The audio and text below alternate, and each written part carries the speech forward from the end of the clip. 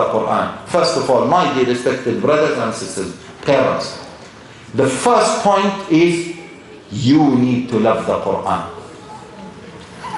You need to love the Qur'an first.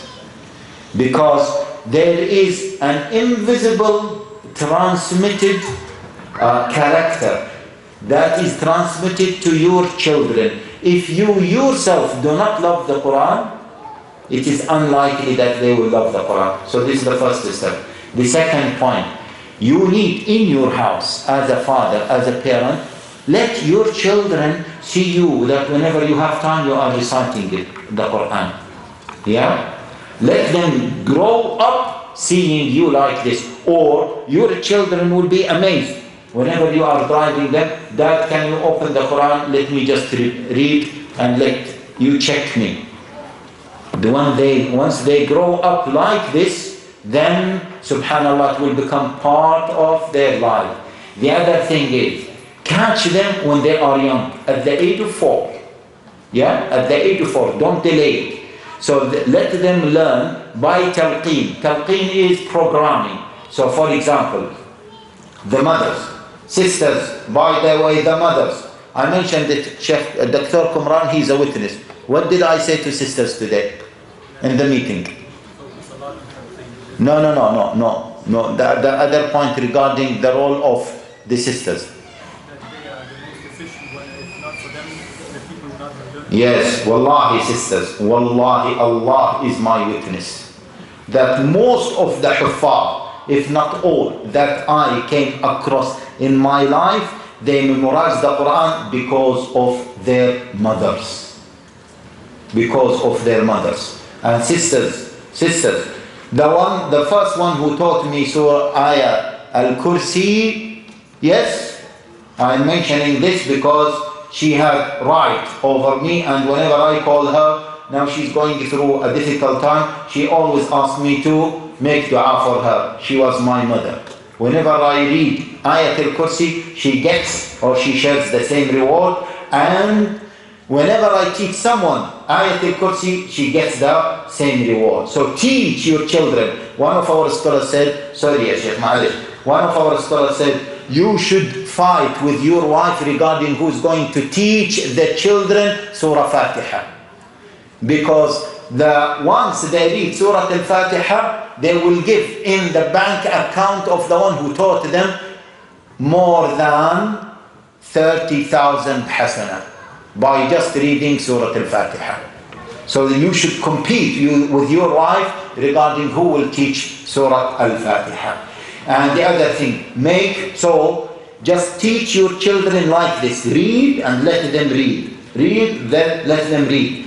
And let them read loudly. Slowly, you will see with those elements that your children start to love Al-Qur'an for the sake of it. Moreover, my dear respected brothers and sisters, make your house a factory for the Qur'an. But in our houses, the children are on their Facebook or their Twitter or watching TV or watching YouTube, and you are watching TV. The father is doing this, and then all these attractions will distract the child from reading Qur'an, let alone loving the Qur'an. So once we do all of these things, then inshallah, your child, inshallah, will love the Qur'an. And for everyone, dua, yeah, brothers and sisters, dua, the most powerful tool that we are using to face the challenges of this life. Wallahi, dua. I was in one of the countries recently, other than Europe, and I met a person on his 60s. And then I was talking to him about the difficulties I'm facing with my children and this Western lifestyle, etc., etc. He told me, put your trust in Allah. He told me about his story with one of his children. Later on, I knew that she was his daughter. He is a practicing person. His daughter went astray. She done every filthy thing in the life. I spoke to her directly. She said, anything filthy, You can imagine, I did it when I was 16, 17. She lived for 4 years away from her parents, for 4 years. The start of this, wallahi, subhanallah, that sister's story is amazing. The start of this was music, the evil of music. She said, I became addicted to music. I could not live without music. Wallahi, on a daily basis, I was listening to music for 6, 7, 8 hours. And then after that, what happened? When I take out the headphones, I become crazy, majnoon, mad. Then someone told me in my school, you know, the best thing is weed. So whenever I listen music, I need to go out from the real life. How to go out from the real life? I started to smoke weed. Then I became addicted. My parents noticed I could not live with them in the same house.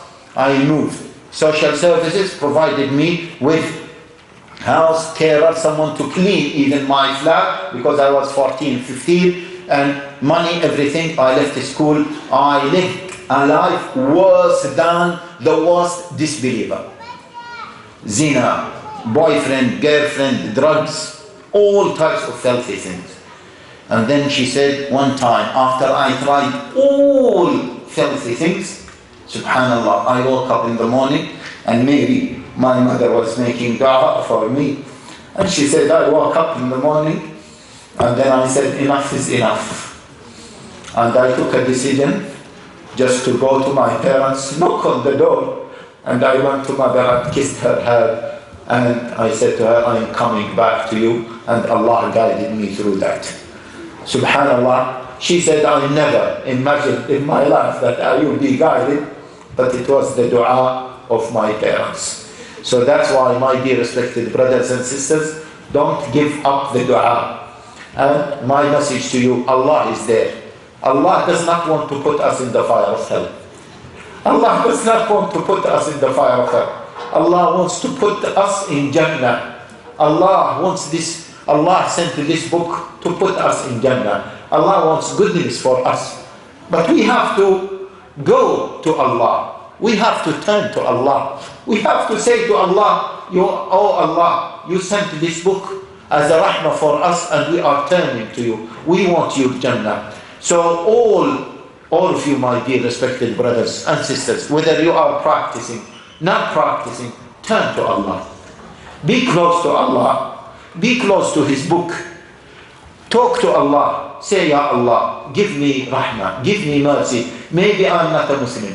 Maybe I am far away from you. Maybe I am an evil person. I want to be a good person. Turn me to you, and see that Allah Jalla wa Ala will tell you, come on, come on, come on. And Allah Jalla wa Ala will open the doors of rahmah for you, the doors of mercy, the doors of peace, the light. Allah Jalla wa Ala will open all these doors for you. Wa sallallahu wa sallam wa barak ala nabiyyina Muhammad wa ala alihi wa sahbihi ajma'in.